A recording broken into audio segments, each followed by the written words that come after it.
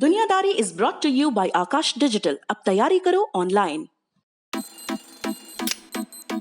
हर room को classroom बनाते हैं, टेस्ट सेंटर को उठा के घर ले आते हैं। जब बेवक्त डाउट्स नींद चुराते हैं तो उसके सारे नुस्खे हमको आते हैं। क्योंकि पढ़ने वाले बंदे कैसे भी पढ़ते हैं, अरे पढ़ने वाले बंदे कैसे भी पढ़ते हैं, पढ़ने वाले बंदे ऐसे ही पढ़ते हैं।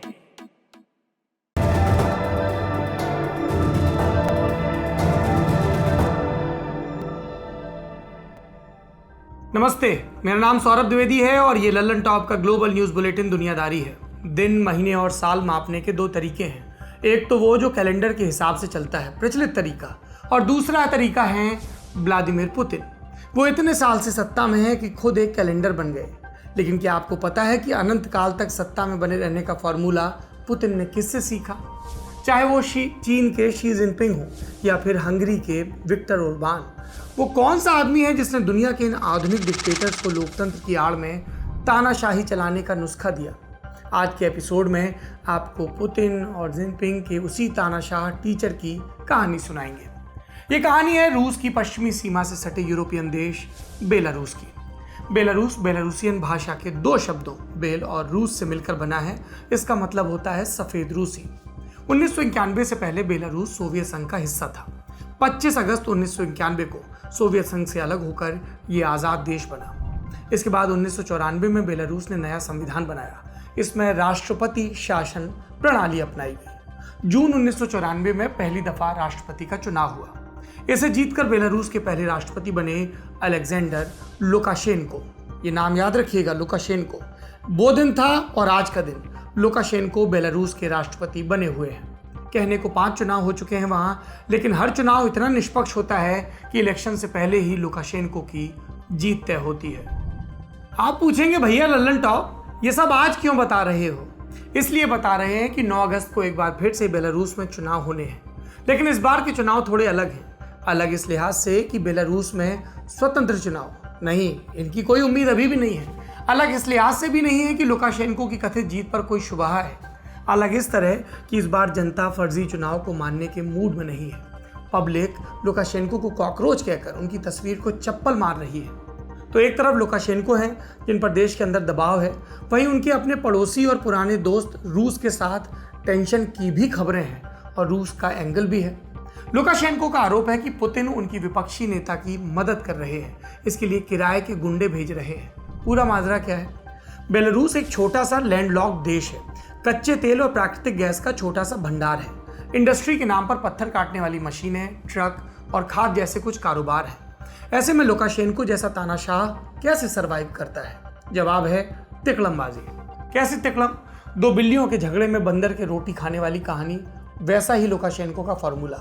वो वेस्ट बनाम रूस की लड़ाई का फायदा उठाते हैं। कभी रूस के साथ हो लिए, फिर रूस से मनमुटाव हुआ तो वेस्ट के साथ, यूरोपियन यूनियन के साथ हो लिए। लुकाशेंको की इस स्टाइल शीट की एक मिसाल देता हूं आपको। हमने आपसे उनकी चुनावी धांधलियों का जिक्र किया था। लुकाशेंको की इस मनमानी को पहली बार जनता से चुनौती मिली साल 2010 में। वहां चुनाव हुए, फिर से लुकाशेंको ने धांधली की, राष्ट्रपति बने, लेकिन जनता ने बगावत कर दी। राजधानी मिन्स्क में हजारों लोग सड़कों पर उतरे। लुकाशेंको ने क्या किया? प्रदर्शनकारियों पर डंडे चलवाए, सैकड़ों लोगों की खोपड़ियां फूटी, घायल विपक्षी नेताओं को अस्पताल के बिस्तर से घसीटते हुए जेल ले जाया गया। सैकड़ों लोग बिना किसी आरोप के जेल में डाल दिए गए। और इस पूरी घटना पर लुकाशेंको का बेशर्मी से भरा बयान क्या था?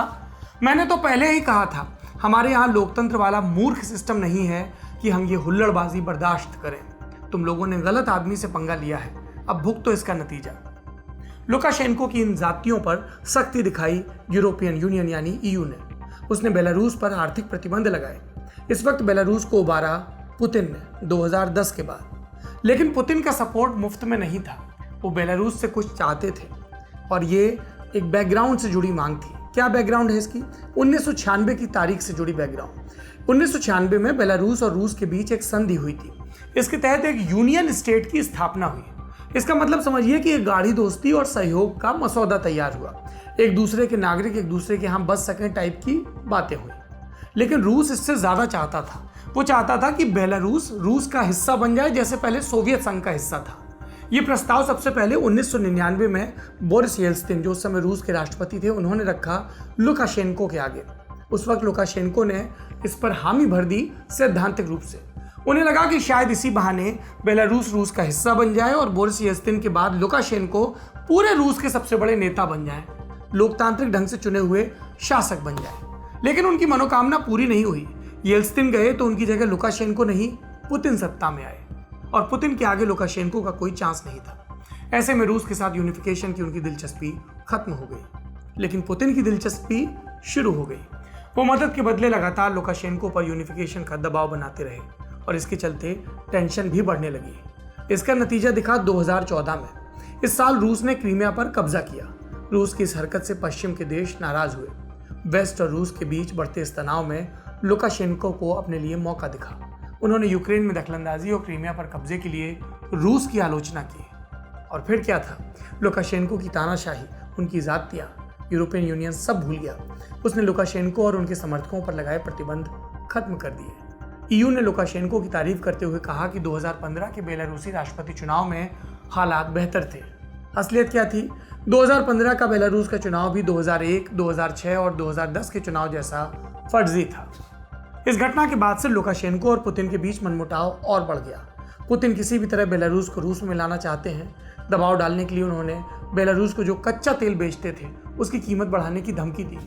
2019 में रूस ने कई दिनों तक तेल का ब्लॉकेट भी रखा, सप्लाई रोकी। जवाब में रूस के मुकाबले अमेरिका आया और उसने बेलारूस की मदद करनी शुरू की, तेल बेचना शुरू कर दिया। ये तो थी अतीत की बात। अब वर्तमान पर आते हैं। अभी क्या हो रहा है बेलारूस में?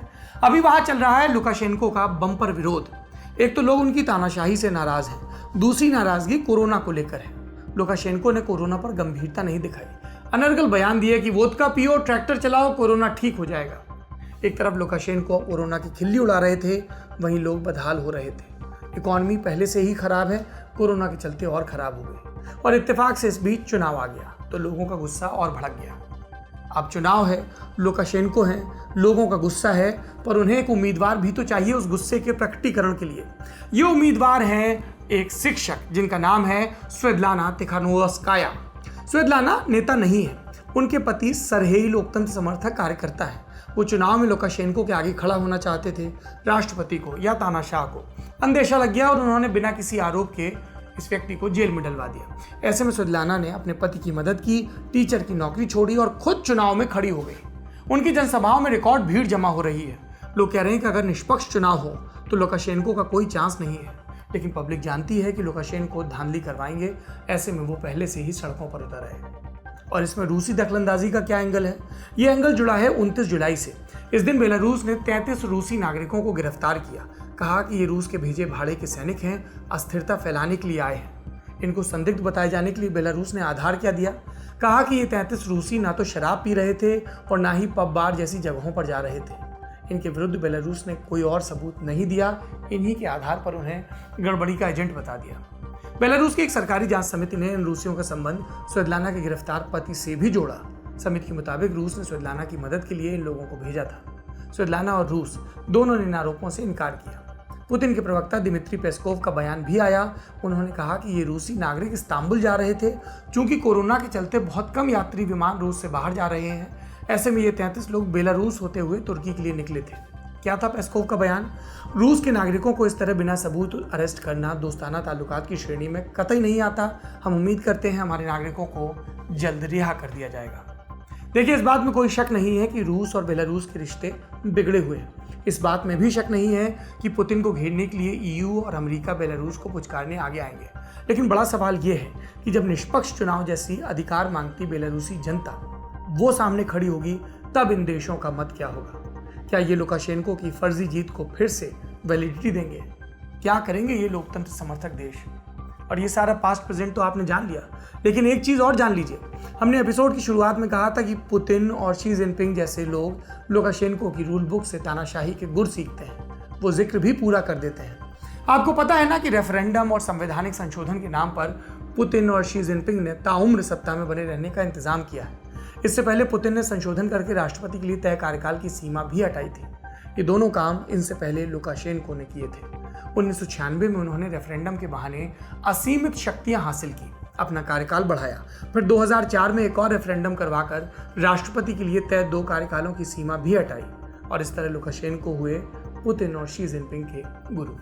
यह था दुनियादारी का बड़ी खबर सेगमेंट। अब बढ़ते हैं सुर्खियों की तरफ। पहली सुर्खी अफगानिस्तान से है। इस्लामिक स्टेट ने 2 अगस्त की देर शाम यहां जलालाबाद जेल पर अटैक किया। हमला अभी भी चल रहा है। 24 लोगों के मारे जाने की पुष्टि हुई है। जलालाबाद जेल में ISIS के कई आतंकवादी कैद हैं। हमले का फायदा उठाकर कई कैदियों के जेल से भागने की भी खबर है।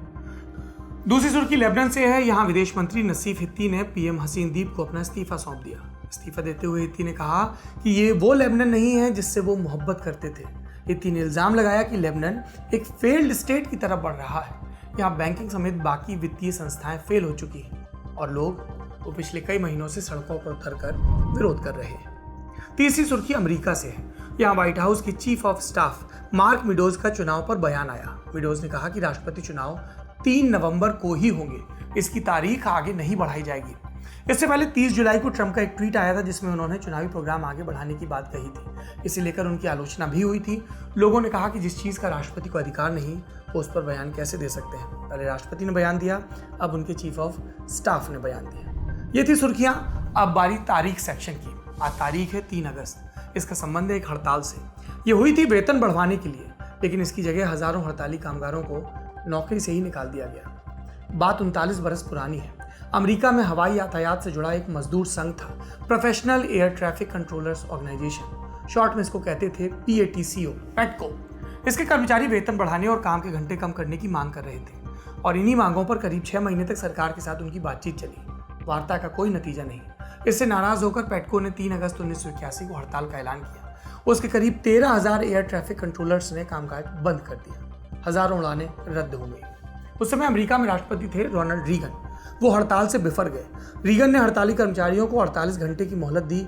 कहा जो काम पर नहीं लौटेंगे उन्हें नौकरी से बर्खास्त कर दूंगा। रीगन की चेतावनी से डरकर 1400 कर्मचारी काम पर लौटे। बाकी के 11,359 कर्मचारी 5 अगस्त को नौकरी से निकाल दिए गए। इतना ही नहीं, उन्हें दोबारा नौकरी में लेने पर भी आजीवन प्रतिबंध लगा दिया गया। पेटको को भी गैरकानूनी बताकर भंग कर दिया गया। इस फैसले ने पूरे अमेरिका में मजदूर संगठनों की कमर तोड़ दी। सरकार की देखा देखी निजी कंपनियों ने भी यही पॉलिसी अपनाई। वेतन बढ़ाने और काम की स्थितियों में सुधार की मांग करने वाले कई कर्मचारियों को नौकरी से निकाल दिया गया। मजदूर आंदोलनों का यही हश्र होता है अक्सर। आज की दुनियादारी में इतना ही। आखिरी में सुनिए एक कवर क्या होता है? फिल्म का गाना जब कोई अपने अंदाज में गाता है तो उसे कवर कहते हैं। यदि आप भी खूबसूरत गाते हैं तो आपको लटक खोजना चाहिए भटकने के बजाय। लटक क्या है? इंस्टाग्राम पर जाइए, लल्लन टॉप की नई पेशकश लटक, जहां पर आप भी अपनी प्रतिभा के लिए मंच पा सकते हैं। शुक्रिया।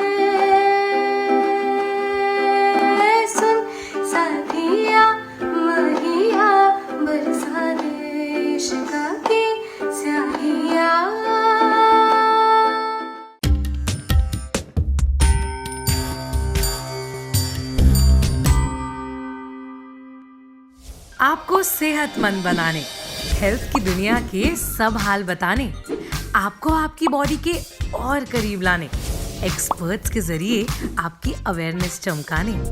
तंदुरुस्त रहना होगा नई लत। देखिए दी लल्लन टॉप पर सेहत बहुत जल्द।